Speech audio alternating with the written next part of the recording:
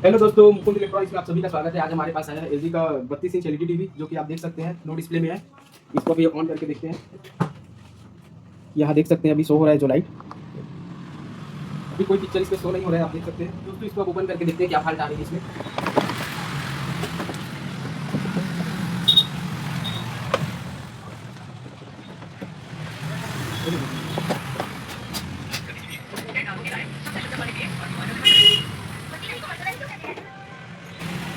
इसका display open कर रहा है, इसका बैक लाइट पूरा बंद कंडीशन में है और मदरबोर्ड से भी कोई बैक लाइट की सप्लाई नहीं बन रहा है। तो अभी इसका डिस्प्ले हम ओपन करेंगे, आप देख सकते हैं वीडियो में।